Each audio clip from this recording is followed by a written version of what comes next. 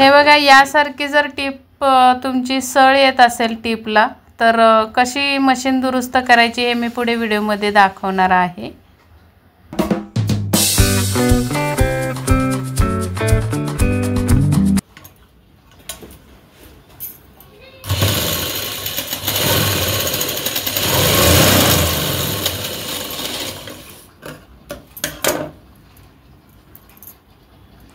ही बघा टीप कशी आली।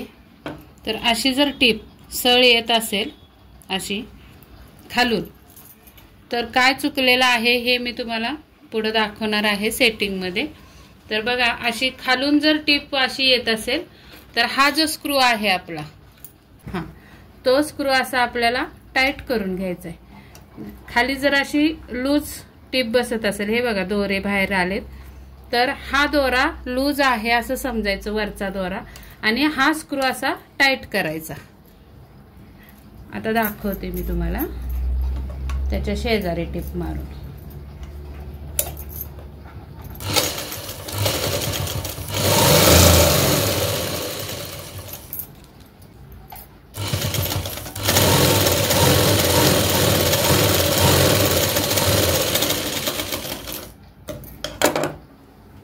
हे बघा, अजून सळ येते, म्हणजे काय करायचं, अजून टाईट करायचं। इथे दोऱ्याला हे झाले, इथे पण दोऱ्याला गाठ आलेली, एवढा कट करूया आपण।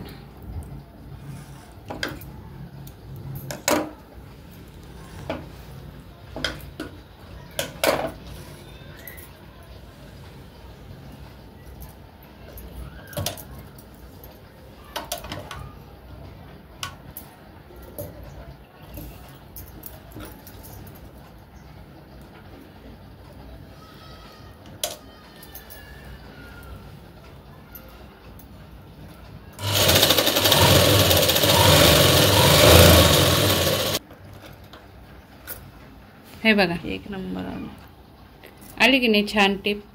तर हे लक्षात आलं पाहिजे, जर खालून टीप जर आपली अशी उखडलेली दिसत असेल तर हा स्क्रू टाईट करायचा, हे बघा हा। आणि जर वरती जर अशी हीच टीप इकडची दाखवते, असा जर सळ येत असेल वरच्या साईडला, तर मग बॉबिन मधला, ही बॉबिन जी असते आपली,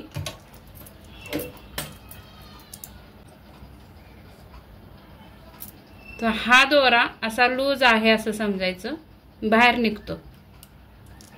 हा नट लूज आहे हे ओळखायचं, आणि हा नट जो असतो तो बारीक स्क्रू ड्रायव्हरने असा टाईट करायचा, म्हणजे मग ती टीप सरळ होते।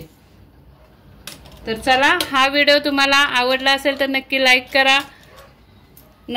करा, शेअर करा मित्रमैत्रिणींसोबत, आणि नवीन बघत असाल तर चॅनलला सबस्क्राईब करा आणि बेल आयकॉनची घंटी दाबायला विसरू नका। नोटिफिकेशन पण ऑन करा। भेटूयात पुढच्या व्हिडिओमध्ये, तोपर्यंत स्वस्थ राहा, मस्त राहा, काळजी घ्या।